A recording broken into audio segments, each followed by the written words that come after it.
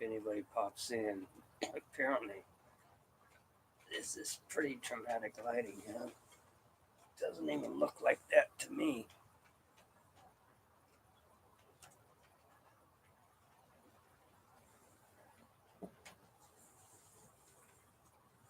Looks pretty dystopian here. Hey, Todd.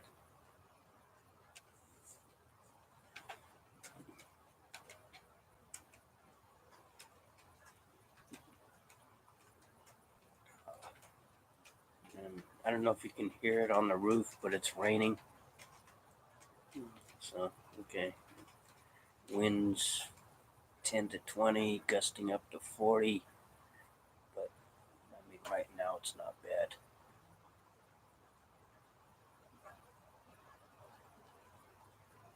So, just so you know, if you're in the live, I have slow mode turned on, so there's a 5 second delay just to give me time to read anything I may not catch right away. 60 seconds was too long. Yeah, what can you do?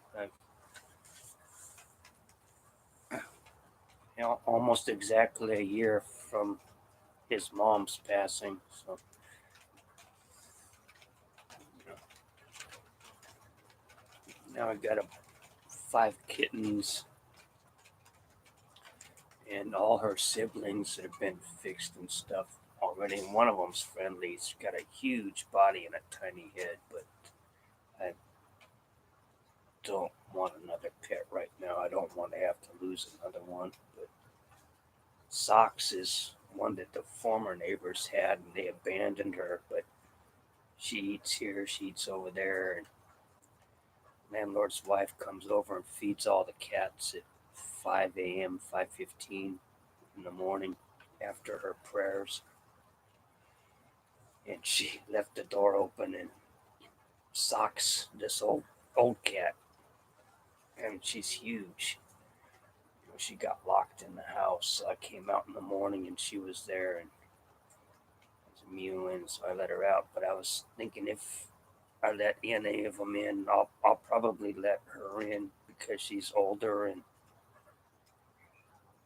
and she's a sweetheart.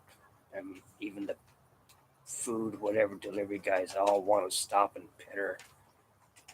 But we all take care of her in the neighborhood, but she just kind of roams around. And I'm certain if I took the blocks off the cat door and showed her how to use it, open it, she'd walk through it, so she would know how to get back out. She's smart.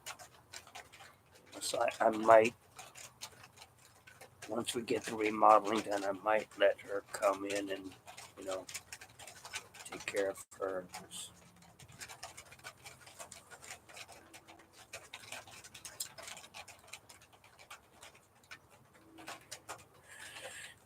I can't see you. I can see people replying to you or talking to you in chats, Todd, but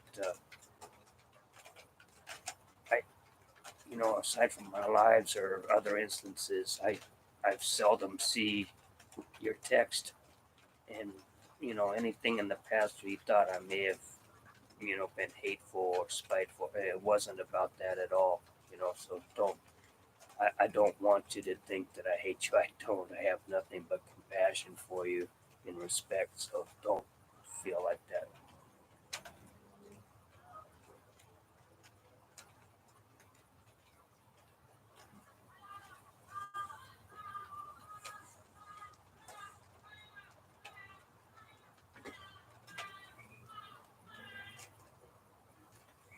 Oh, Jesus. I don't know if you can hear that, but something sounds female is going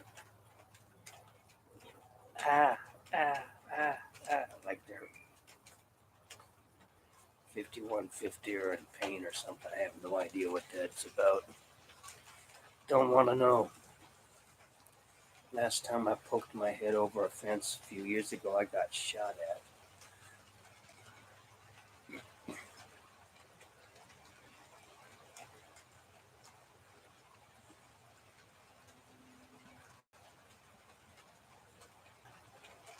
So, like I always say in my Instagram lives or whatever, I mean, there's no topic that's forbidden or verboten. You know, whatever you want to talk about, whatever you want to ask, and I mean, literally, feel free to ask as long as it remains respectful. You know, that's fine. I don't care.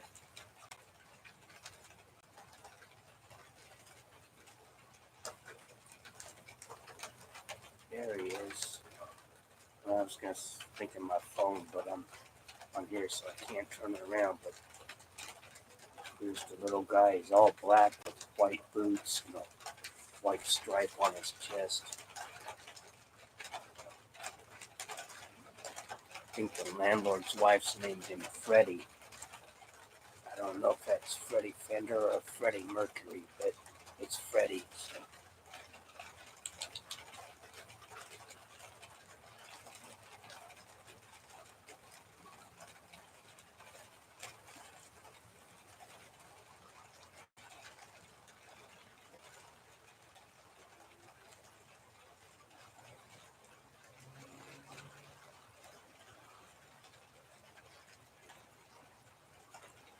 yeah, we started with this is an old house built in 1948. It's like 800, 900 square feet. But the one I have the southwest corner bedroom. Landlord has the northwest corner bedroom. I mean, he's never here. He has another house, but we tore neighbor tore all the sheetrock out. You know, sheetrock on sheetrock, and remodeled everything. And told him to buy 500 square feet of white oak flooring, and he came back with like less than 50 square feet, thinking he was just going to measure the boards and replace each piece of flooring, and that doesn't work that way. So, yeah, so those two bedrooms were remodeled, the sheetrock's done, everything's painted, closets redone to their original design, and this room will be mine, and that closet is actually redone, and it also has a like a linen cabinet or sock cabinet or something on the side of it. But until the landlord gets back, we'll see how that goes. Everybody tries to help him, and he has a way of anytime everybody else can spend money, but as soon as they ask him to buy something, try to help him, then he just shuts down, throws a wrench and everything. So we'll see. But eventually, I mean, the whole reason I was here is to help remodel this entire home. I mean, that's been 12 years now, 13 years now. So we'll see. Not holding my breath anymore.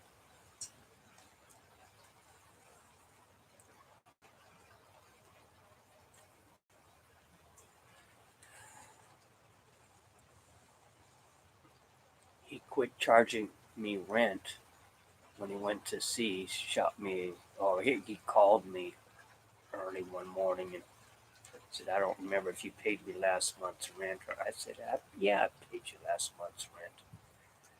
And he said, "Well, until further notice, don't worry about the rent." So during that time, I bought stuff. I put up LED lighting in his shop because those fluorescent tubes are bullshit. The ballasts always go out, the tubes fail. They're hazmat, so I put lighting in, spent my own money on hardware to hang quote unquote doors from the south.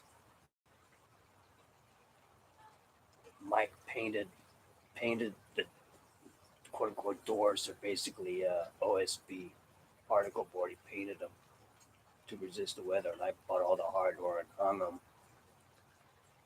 So we'll see.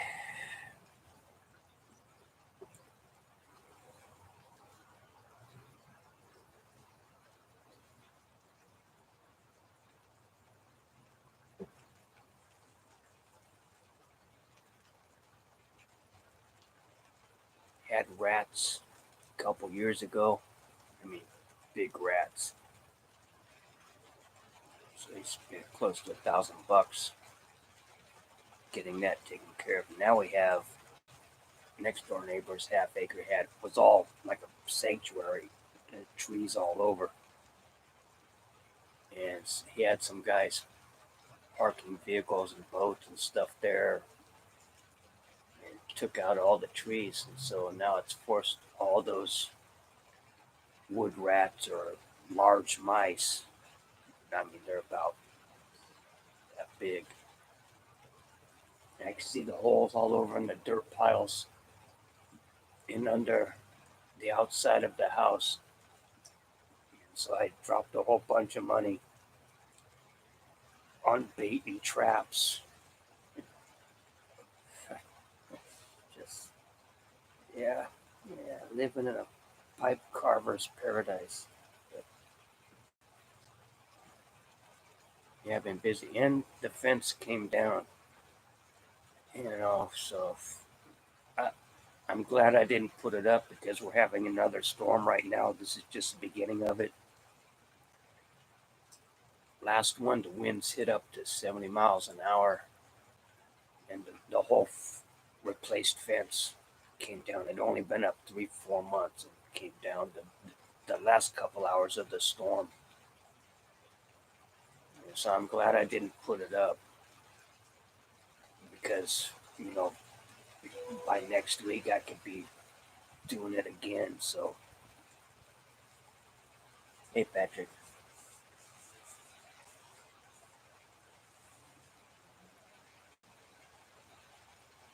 somebody shot me a message.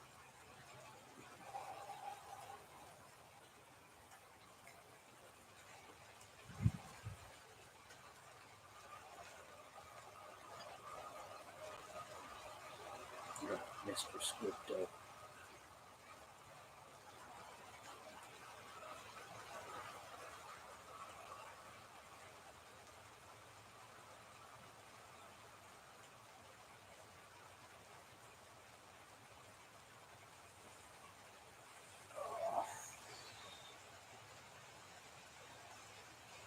You probably hearing the rain now.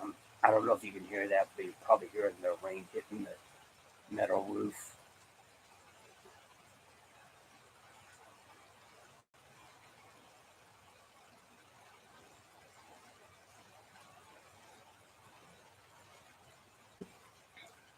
Yeah, I mean, it's since last year, Patrick. I mean, it's been off the hook.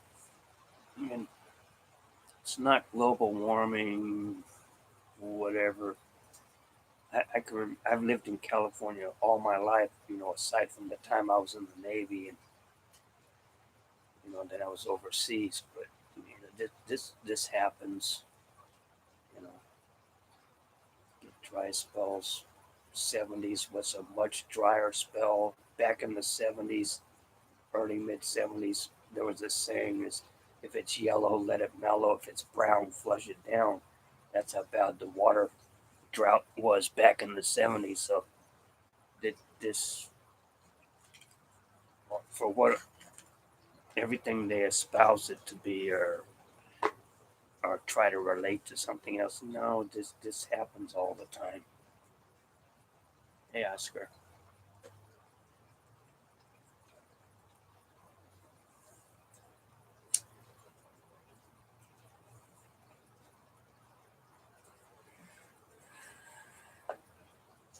if you're wondering what I'm smoking, it's Camel Royal. I like these because they're very similar to Oriental pipe tobacco and mild. Hey, Pipes of Old Poo, Poo.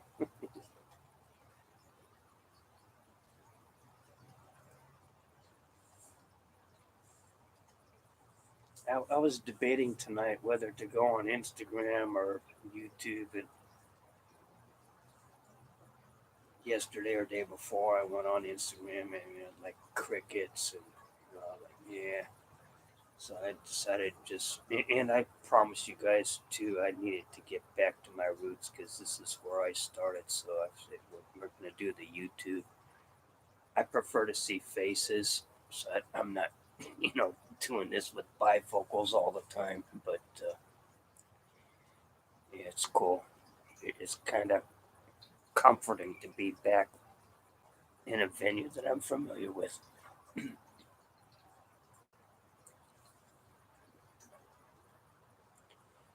Instagram, yeah, I call it Instaglam, because especially when you do a live, I mean, just everybody pops in. You never know who's popping in.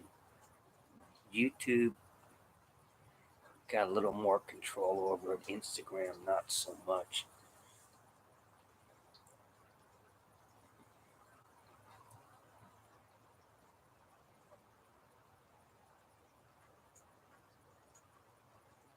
And if you're wondering what I'm having Guinness Stout.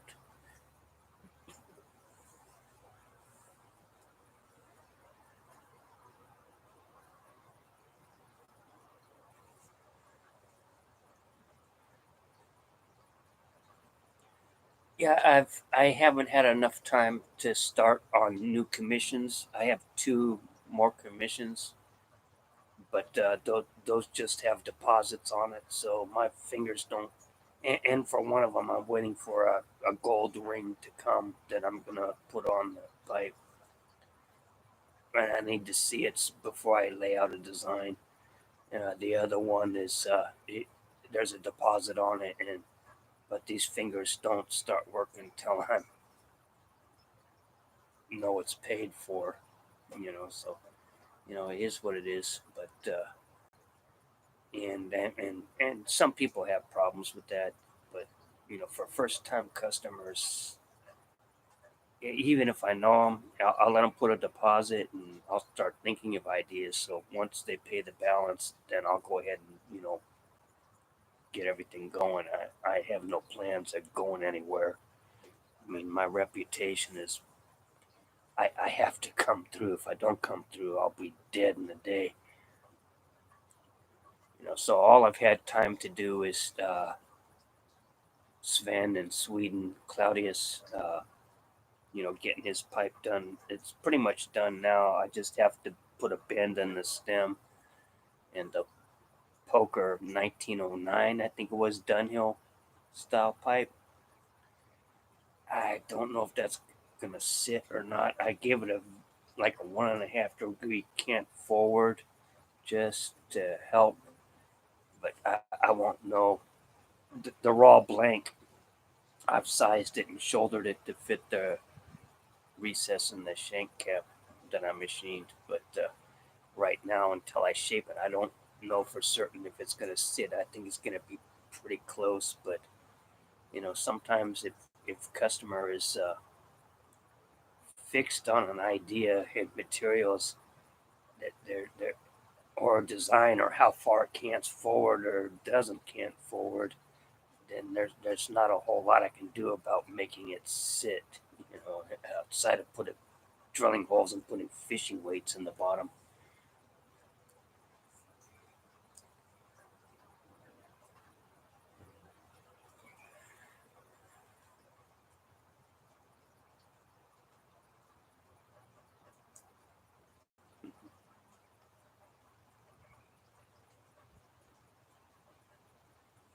Thank you, Todd.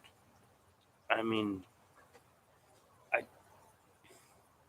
had a video chat with the ninja the other night, and I said, I mean, I, I, my level of comfort or recognition is, it's all on you guys because I was homeless for 2 years. I was sleeping on a machine shop floor in hazmat on a freaking engine blanket, you know, and you know, so everything I own, including my truck, my ability to pay my insurance, pay the rent, Comcast, I mean, that's all on you guys. It's not me. It's all on you, and I sincerely appreciate that with all humility. Hey, Charlie.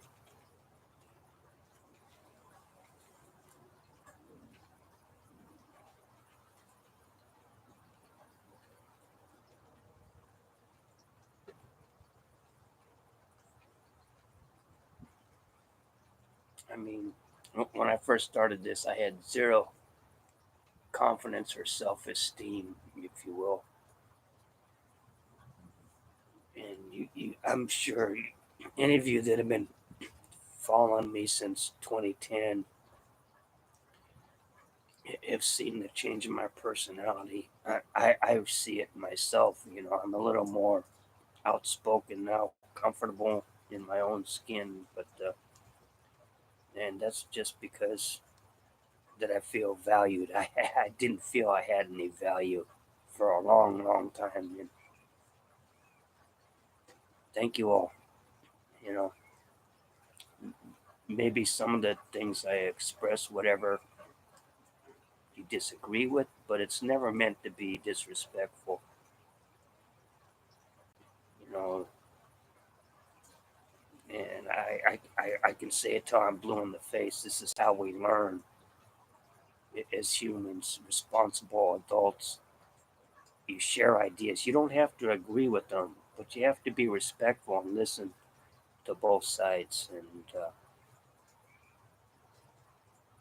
maybe at some point, some things I believe in, maybe I'm espousing them with a little bit of sarcasm because sarcasm forces people to think, but it also turns a lot of people off. So every once in a while, I'll post something and boom, YouTube, Instagram, I lose dozens of people instantly. And I was like, I can't do anything about that. All I'm trying to do is make you think.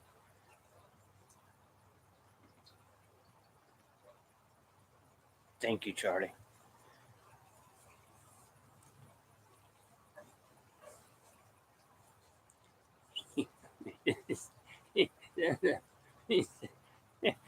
I can find some humor in that right now, Chad. Thank you.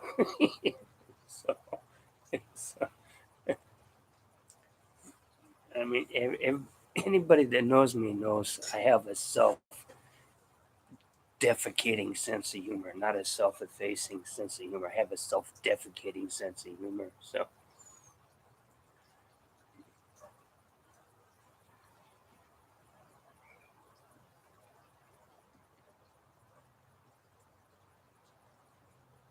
thank pipes of old.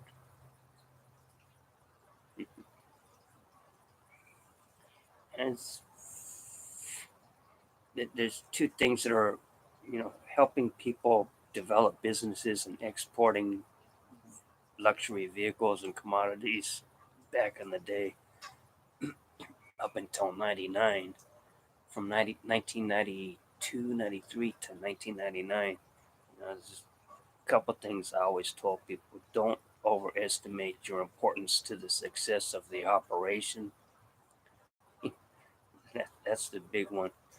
And the other one was like, don't believe your own bullshit. Money can do two things.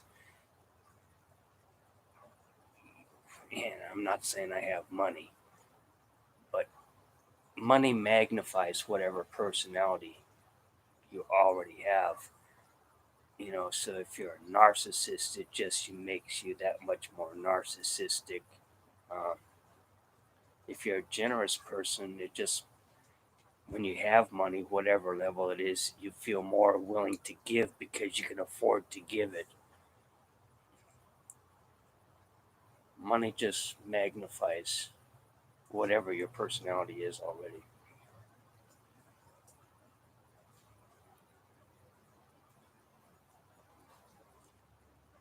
Yes, that's another thing I've said quite often, Charlie. I put my pants on the same way as everyone else, one leg at a time, and cursing and trying not to do a face plant in the floor.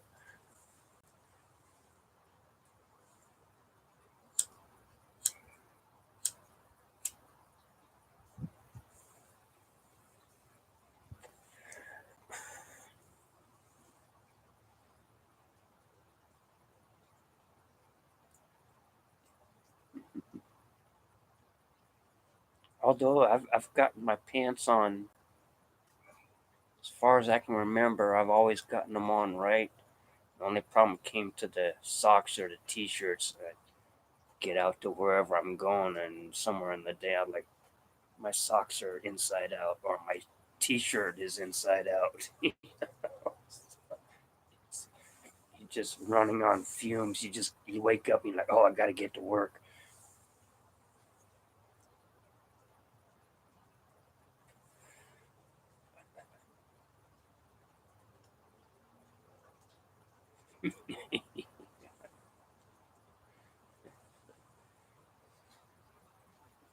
I mean, for guys that are my age or close to it, younger or older, especially if you have balance problems,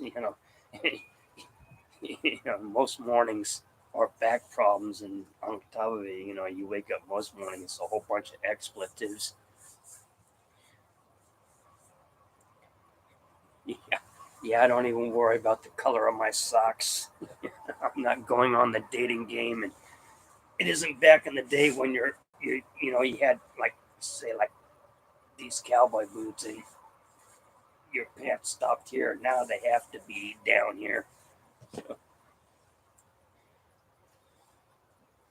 Hey Daniel, give me 1 minute. I still can't figure out how John did it without having to go to the restroom. Jesus.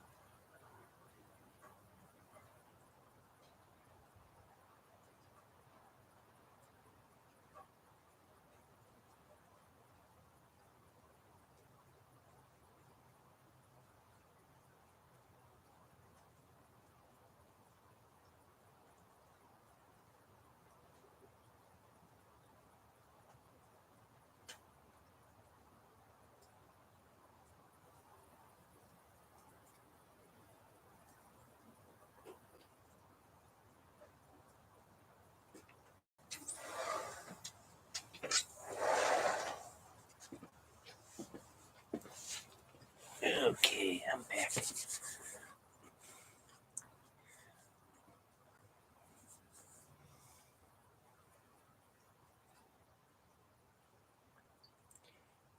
The, the longest to carve, or I would actually say the poker or the cherry wood.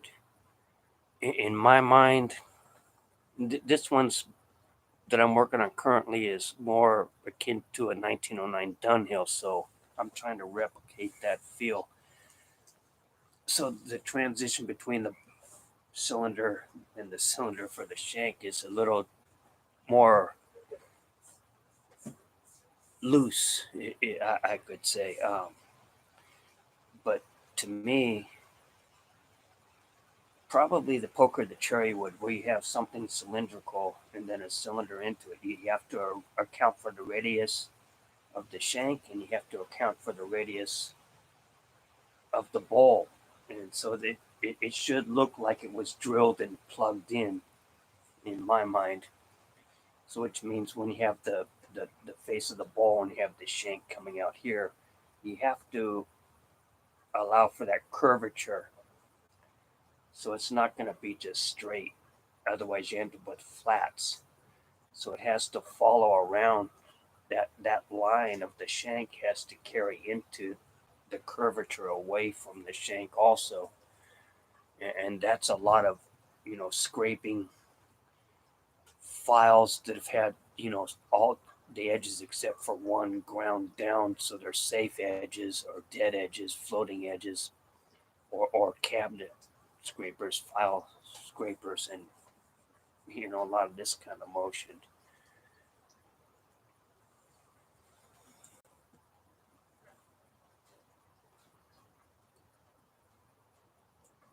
Yeah, exactly. But this is a little more. It's a looser interpretation because the Dunhill didn't have those, like it was drilled and a shank was stuck into it like a cob. But if even if you have a corn cob, look at the bowl. There's the outer radius of the bowl, and then you have another round tube basically drilled and plugged into it. So it doesn't just come up and straight. If you look at it from the side, it actually looks like it kind of goes like this, and that's because of that radius and this radius.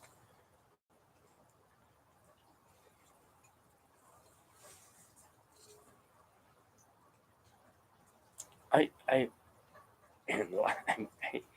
I've thought about making lighters, but it's thought about it for close to a decade now. But yeah, I'm not making lighters, but typically I do accessories. Every once in a while I do the reamers, I do tampers, picks. I do the combination reamer, tamper pick, or pick tamper scraper. I do the reamers. I do a lot of different things. Ashtrays, backy trays. I've done all that.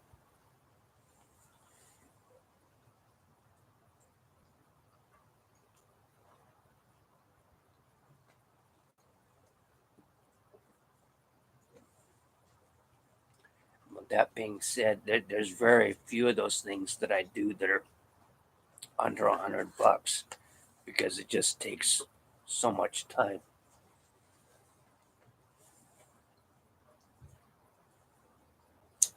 Every time I do something different, I have to do a completely new setup.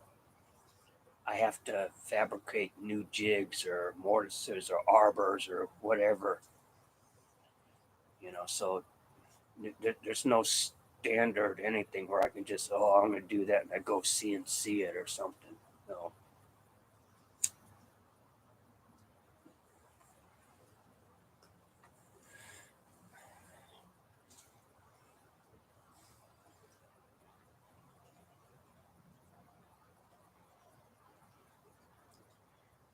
Actually, on mine, I drill all mine on the drill press. I perfectly square my blocks and I use a compass to I mark a straight line across. I bisect that with a compass to make sure it's exactly square and centered. And I mark all the center lines.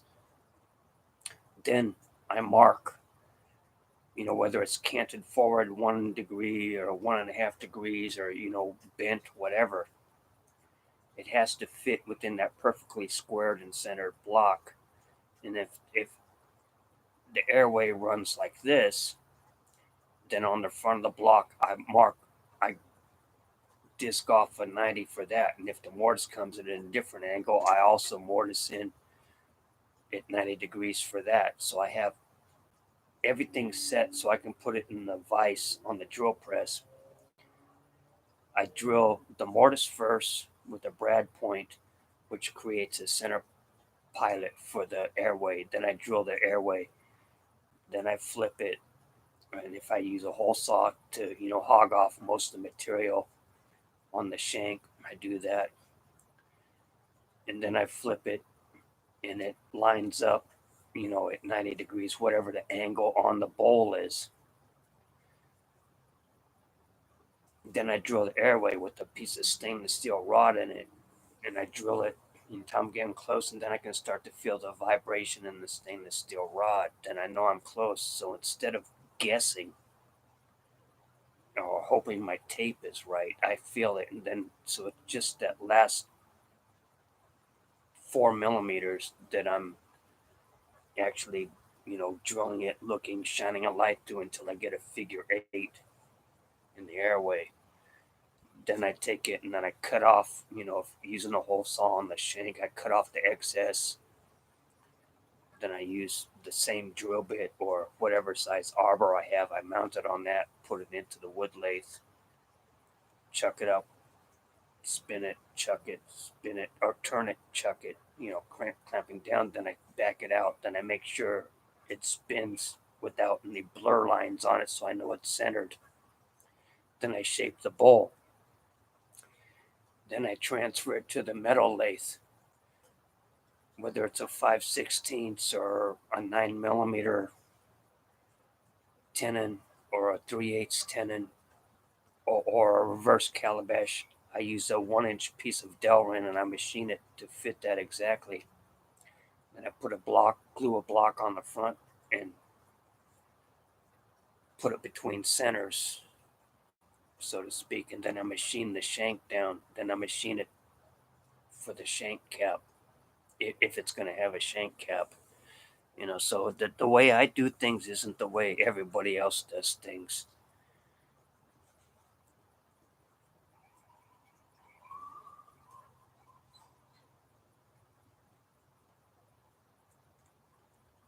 Yeah, well, what I just explained, I decide on a depth and I've laid it out on the block. So once I drill the mortise and then the airway and then the tobacco chamber, once that decides, um, usually for a 3/4 inch or 19mm diameter bowl, I won't go deeper than 1.5 inches. Typically about 1 1/4, because that seems 1 1/4, 1 3/8. That's perfect for flake tobaccos and most any other tobacco. For English, I might do 7/8 or 29/32. So 7/8 to 1 inch roughly. And I will never go over 1 1/4 for those, especially when I get to 1 inch. I probably won't go deeper than 1 inch or 1 1/8. And that just comes with time, but that's when I do things my own way. If customers have a commission, they want certain depths, and then I'll tell them what I think. But if they still want to do it their way, we'll do it their way, unless it's just mechanically impossible.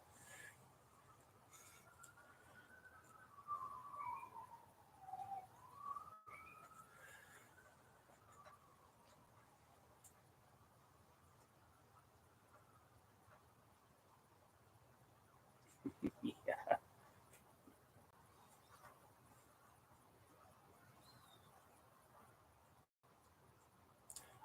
I would like to do the drilling and everything on the wood lathe, but I don't have a proper pipe chuck. Although I have a 1890s two jaw chuck, and I have a half or 3/4 horsepower motor on my wood lathe. It is just too heavy. I'm worried about burning out the motor on it, But so right now, in the Logan lathe, the Logan lathe is a belt drive, and it's a smaller lathe. So I don't always feel comfortable with that because the belt can slip.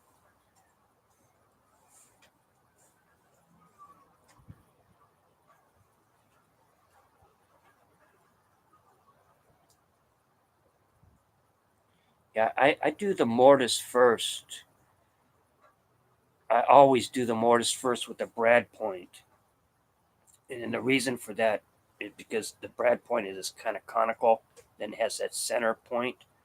That creates, even if your drill bit, your 5/32 or whatever you're using, has a little wobble to it, once it hits that, it will center and it'll drill straight. And if your drill bit has a little curvature or bend in it, it's okay. Just, let it, just take it down till it hits that center from the brad point drill bit. Then it'll stabilize out, just quarter inch at a time, backing out, and then you can run it through. you know. But don't let it build up. Always back it out at least every half inch of the airway. Otherwise, it'll build up material, won't clear it fast enough, and then it'll start just following the grain. And sometimes, even doing that, some briar, the grain is hard enough or loose enough that it still wants to just follow the grain.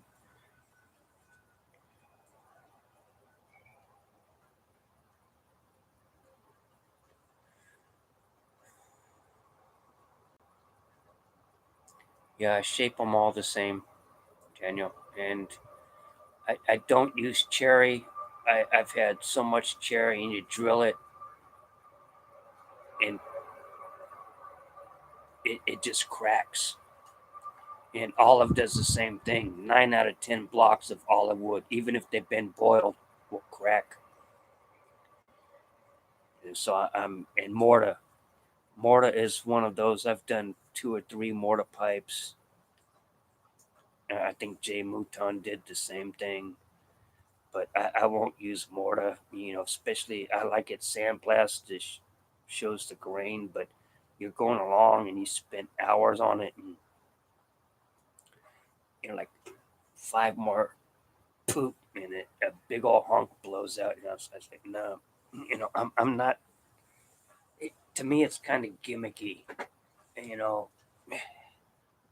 the idea that mortar doesn't have to dry out or something.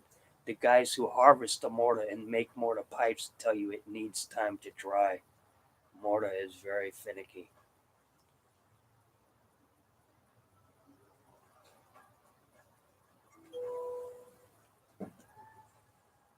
And it's like drilling a 5,000-year-old corn cob. It is too flexy. Unless you put a shank cap on it, it's too flexy. It's not conducive to precision.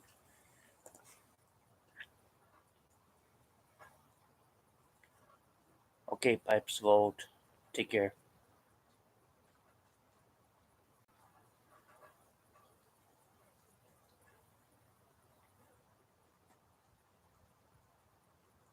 Mr. Prammer sent his mortar to Technical University for ultrasonic exam. Yeah, I don't brutal enough. That wouldn't surprise me, but that analogy or story is lost on me. I don't understand.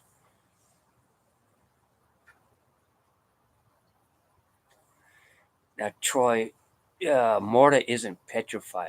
It's calcified or mineralized. It's not petrified. Petrified would be stone. So it's kind of in between.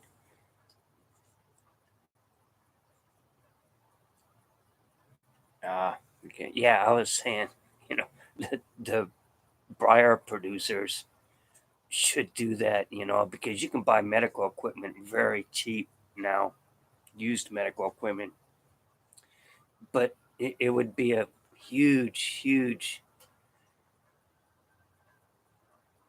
it would be a cost factor. It would drive up demand because it would limit supply just for the time taken to ultrasound or x-ray each briar burl to decide how to cut it.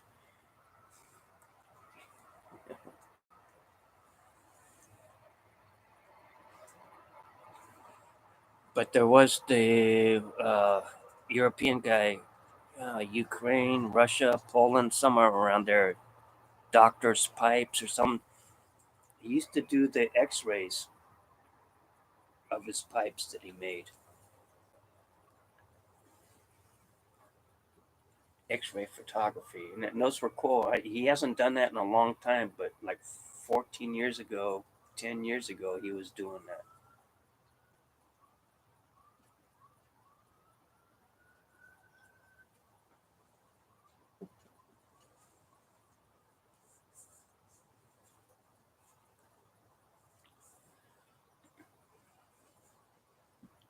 Just want to make sure I didn't miss anything here.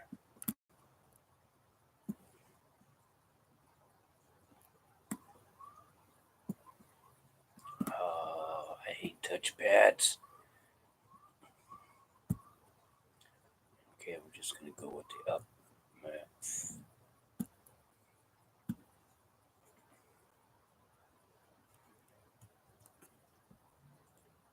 Mhm. I think the problem is I have the heart, smiley face, New Year's, whatever emojis on the side there. There we go. Maybe now I can scroll up. No, don't matter.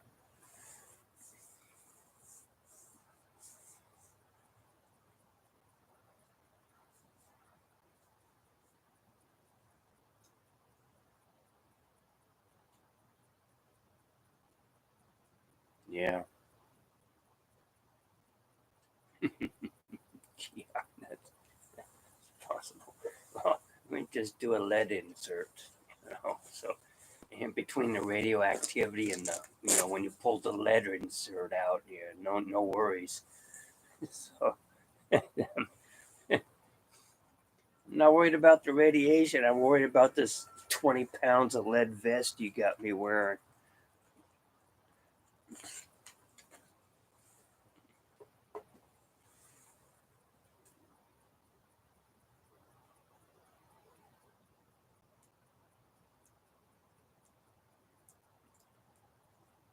What is the biggest issue a new carver faces? Making a pipe and what takes the most time to overcome. Uh,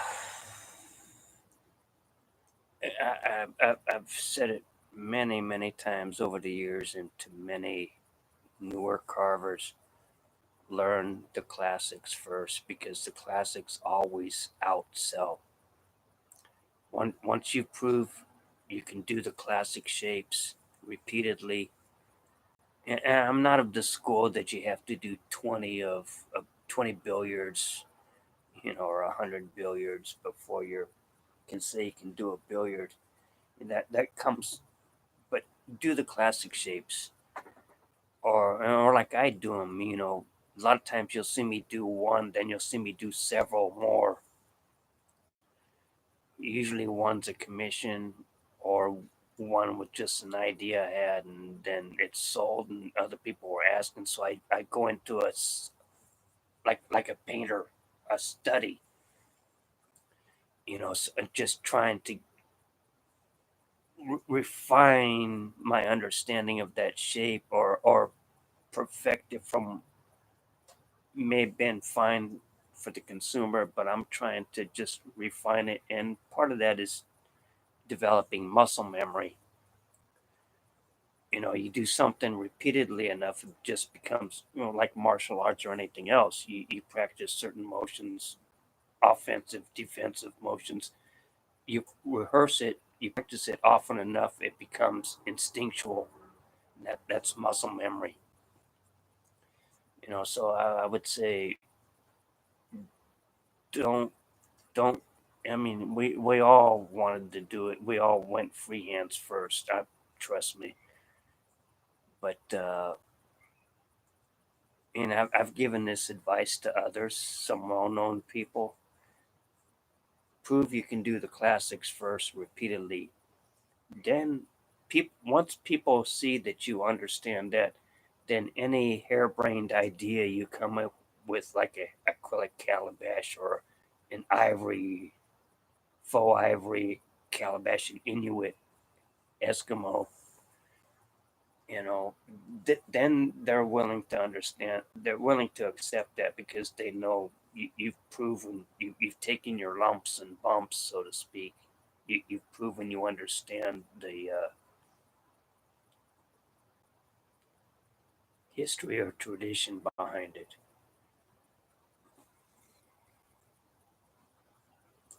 You, the idea of having a signature shape anymore is pretty ludicrous. I've been lucky. If you want to have a signature shape, I've been lucky. I have a few of them that people recognize instantly. whether it's the Inuit, the ivory and briar, or whether it's the acrylic calabash. I've been lucky, and the reason that is because I wasn't trying to go totally reinvent the wheel. I was just looking. Well, the acrylic calabash, for example, came around because like, nobody has gourds, you know. So I was thinking. So I did research, and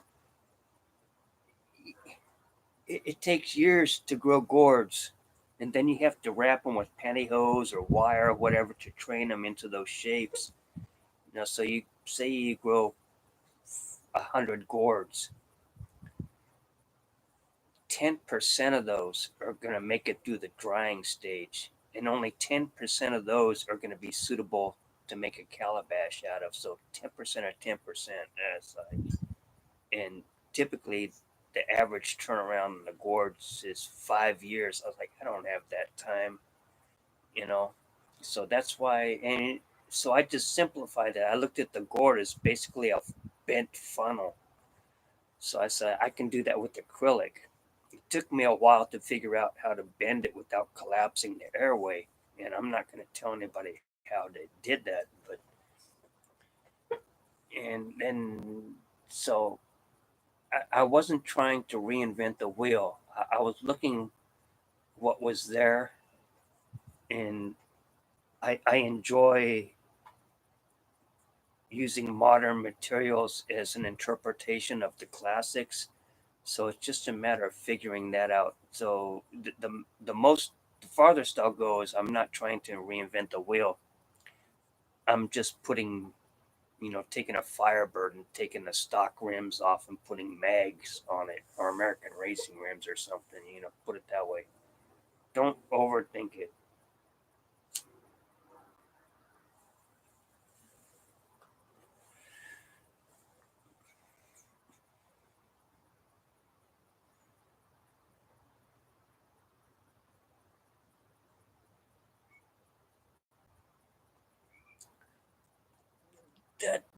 That's something that takes time. If you do something frequently enough that other people don't take the time to do, or just a certain aesthetic or the way something's shaped, people will recognize it. And it doesn't happen in 1 year, 2 years, 5 years. It takes about 10, 15 years before people start recognizing what you're doing.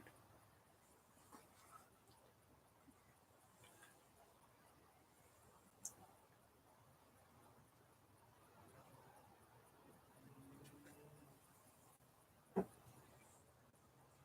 lot of times it's not the pipe. A lot of times for me, it's the metalwork. People see the metalwork in a recessed shank face, like, oh, Phil, what with the J Mouton, the fossilized whale spine, whatever. Not too many other guys do that, and so or agate and stuff that he uses. So people recognize it, and he's not reinventing the shape. He's adding his flair or his touch to it that people recognize.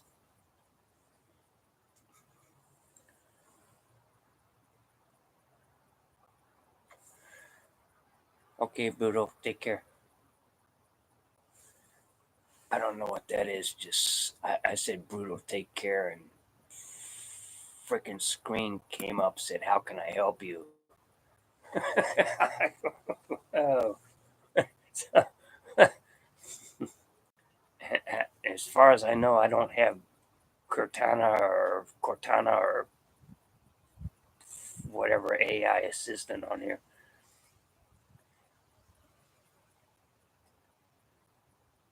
Yeah,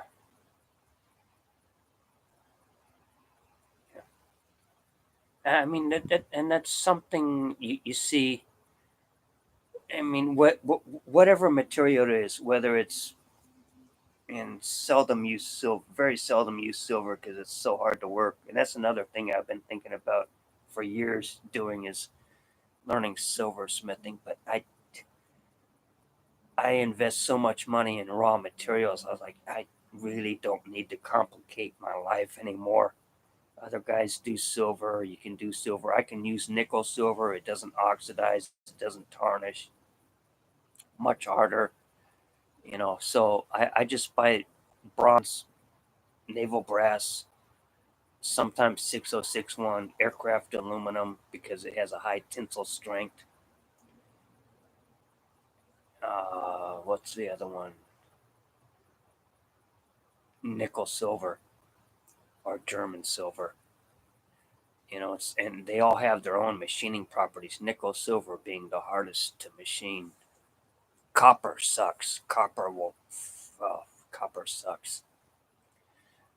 But I have a skill set that I can use, so I try to incorporate that into the pipes. I have the advantage of being able to machine these materials, and where a lot of guys can't. You know, so I just utilize it, kind of like Mark Balkovic. One of the things that influenced me, and I don't think people have asked me on interviews before, who are your influences? I think almost every time, 3, 4 interviews I was in, I said, I don't know. I see so many things. I can't even tell you where my influences came from. But I failed to recognize Mark Balkovic. And Mark Balkovic, I'm pretty certain he was using stainless steel tubing because I have stainless steel and I've machined it. It is a biatch to machine, especially on old equipment that was around before stainless steel was. So but yeah, it definitely influenced it. And I thought that addition of the shank cap on almost everything was classy. That doesn't tarnish, whatever, but I use bronze and other materials because I do like it to tarnish the patina.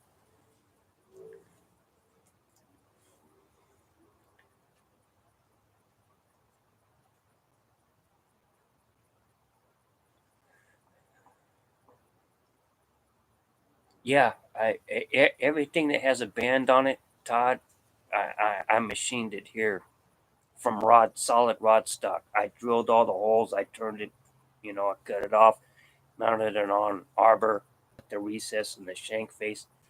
As far as I know, I'm the only one that does a shank cap with the 1 to 2, 3 millimeter recess shank face. So the stem fits in there. You're never going to see a light gap.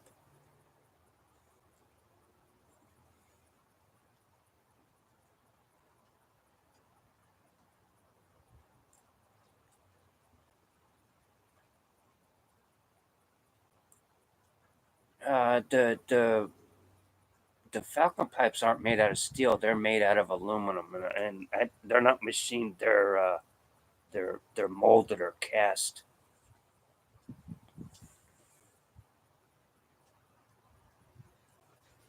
'Cause aluminum tubing, you can't bend it. Even if you do a machine a Delrin rod, sticking it whatever, or use a tubing bender, once they're past about 15 degrees, they just start cracking, and it doesn't matter. All grades of aluminum, even with heat, they'll all fail.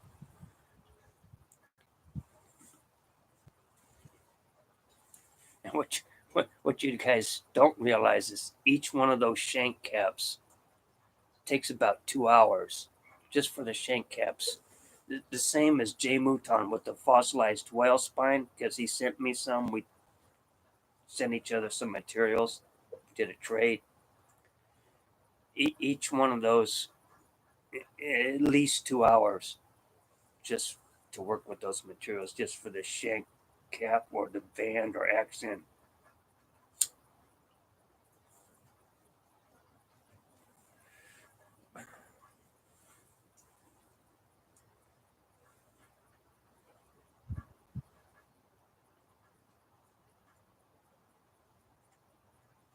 Yeah, I've done military mounts, Troy. I just, yeah, I like the look of them, but typically what I'll do is a faux military mount so the stand has that taper so it looks like it is, but I'll just put a regular Delrin tenon on it. It's much more durable, and you don't have to worry about expansion, contraction, wearing out over time, and you keep shoving it in deeper and deeper. Yeah, so I'd rather just do a traditional tenon and in a faux military. It looks like a military mount or army mount, but it's not.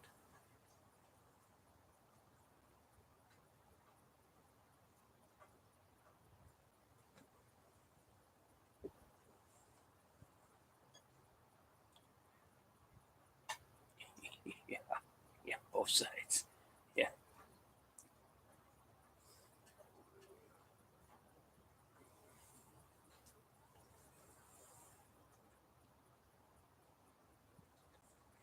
Well, with any of the materials I make, it's a solid rod.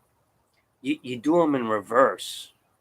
So the part of the shank cap that's facing towards the ball, away from the smoker, that's the part that gets machined first, and you machine it to fit the shank that you've machined to accept it. Then you part it off. Then you have to take a piece.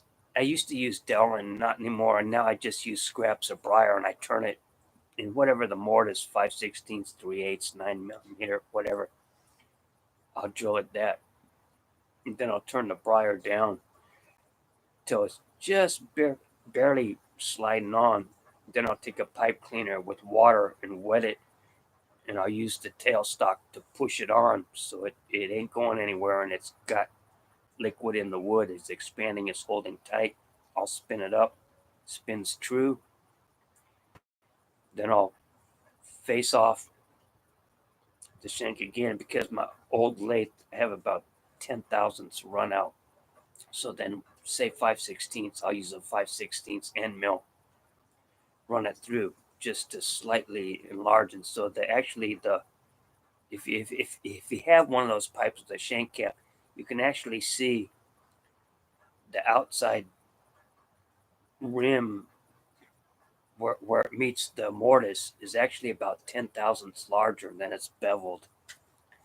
So then I'll do that, and then I'll use a larger 7/16 or whatever, or if I have to, I'll just use a boring bar and bore it to size,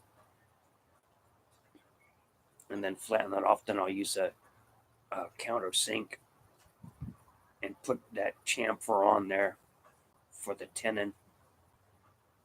And a lot of times you don't need that because I'm not using these big old school like Dunhill, these big radius point angles. So not necessary, but it gives a finished look to it.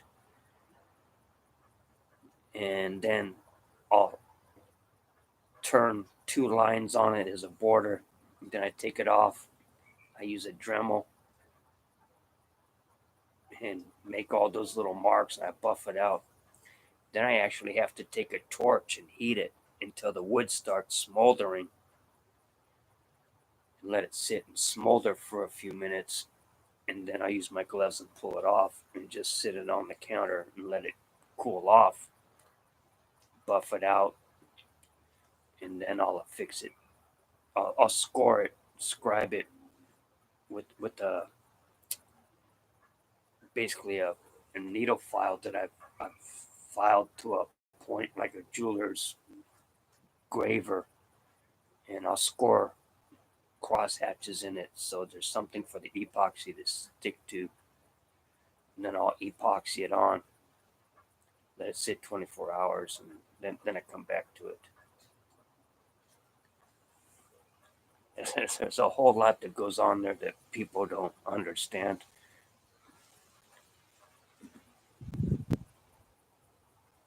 I mean, if I could get paid just to make shank caps, current shop rates are about 75 to $90 an hour.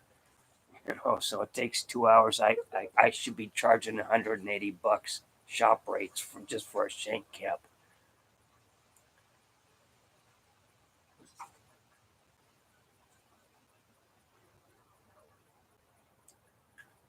Now, Daniel, I've thought about in the past, but briar, depending on the smoker,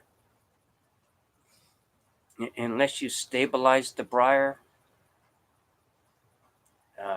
you, but if you make a briar stem and just wax it, it's like if you want to sit and chew on chopsticks or toothpicks or something, what happens after time? The saliva from your mouth, it softens and it starts deteriorating. It's just going to crumble. I don't do that. It's cool, but it's not an everyday smoke.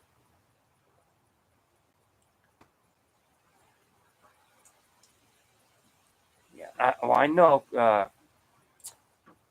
Chris Asquith does some from time to time. I've seen other guys do it, but Chris Asquith is the one that comes to mind first. And he doesn't do a whole lot of them. Uh, Chris Morgan does them from time to time, and I just have no interest in that. Hey Joseph, how you doing, my friend? How's that road rash?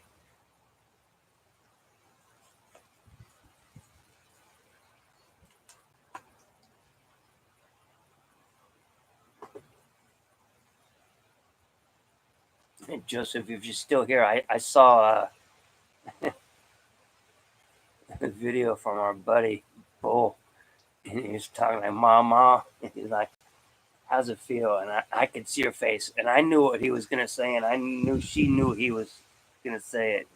How's it feel to be old? And I'm like, yeah. I didn't leave a comment, but I was thinking, yeah, you're not gonna live long enough to find out now.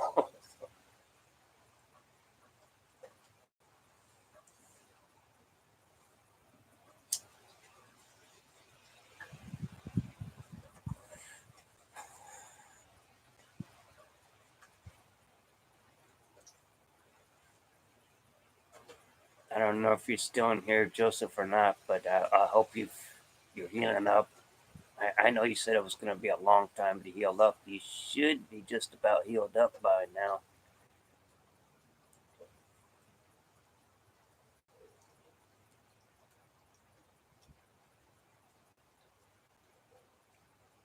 I see now the winds and the rain's coming in hard enough.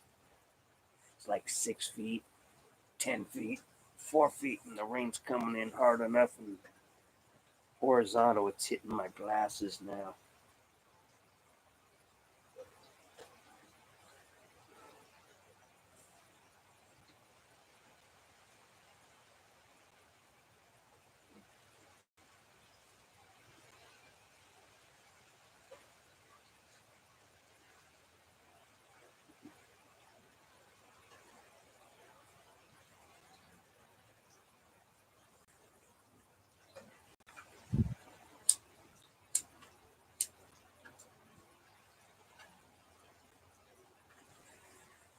I'm gonna have to.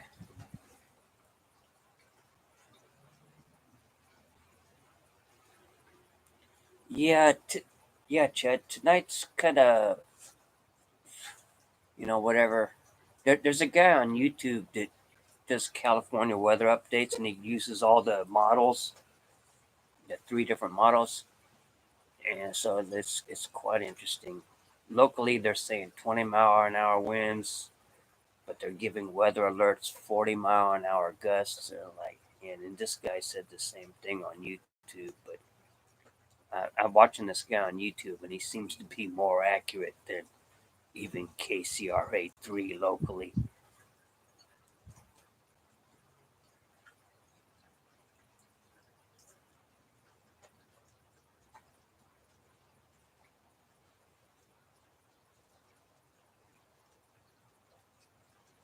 Well, see that was the whole point of the clay pipes because they would wear out, and that's why they were so long. You could break them off, or and the rumor was that between each smoker they would just use nippers or whatever and just nip off another section, sand it down or file it down, and for the next smoker.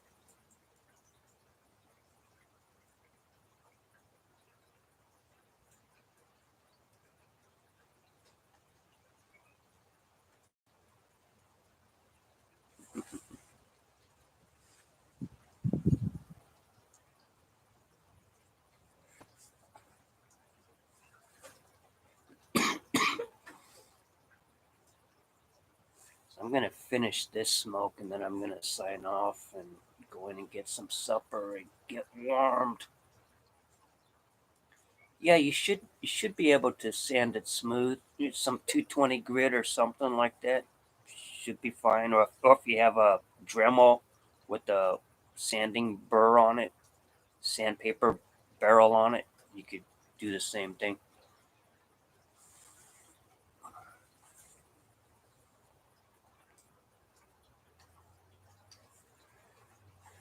That's like a lot of guys do those little football shaped stems, and I can appreciate the artistry behind that, but I don't like it because I find when I'm smoking those kind of pipes, my tongue is always hitting that airway and it irritates the Christ out of me.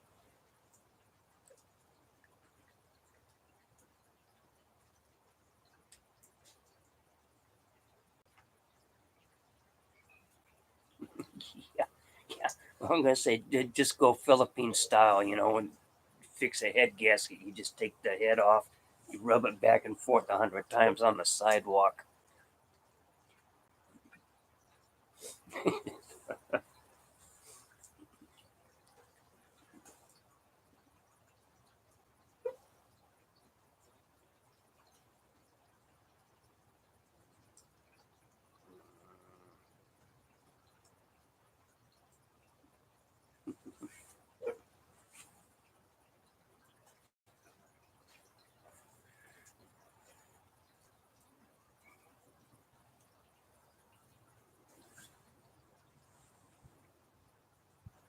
Give me 30 seconds. This is my last bathroom break.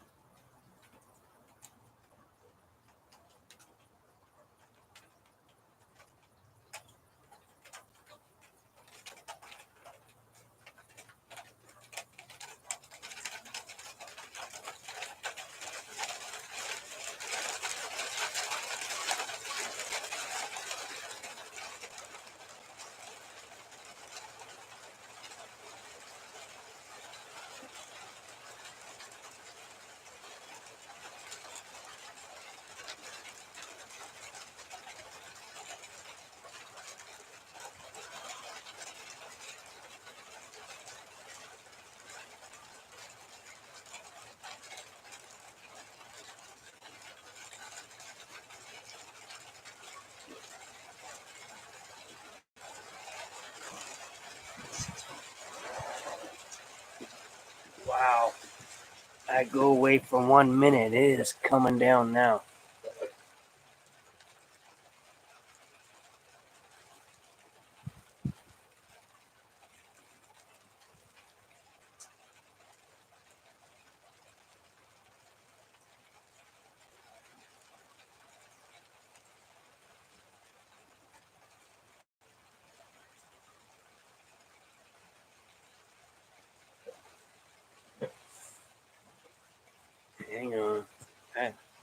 I saw a shadow. I think I got a raccoon sneaking up on me.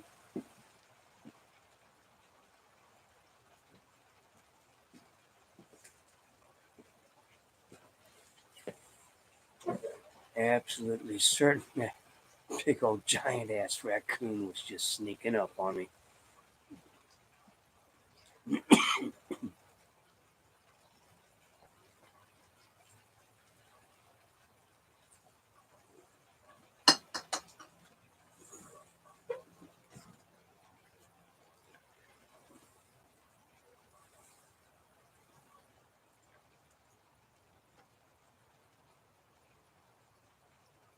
So I'm gonna finish this.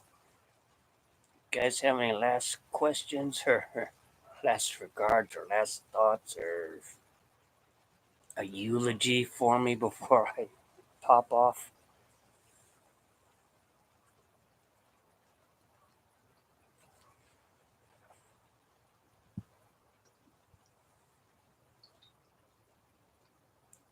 The wind is whipping up now too.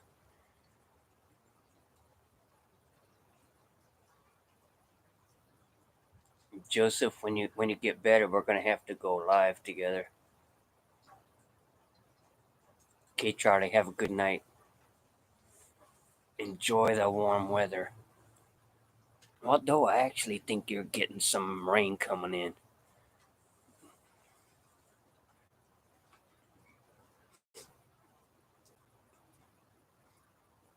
Okay, Troy, take care.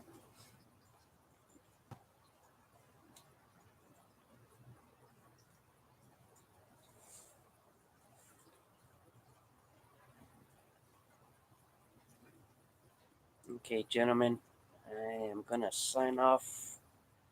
I got roast potatoes and some beef short ribs to finish up. So I appreciate y'all being in. I always say you have three choices: be good, be great, or be freaking awesome. So take care, guys. Love y'all. Honestly, be good. Good night.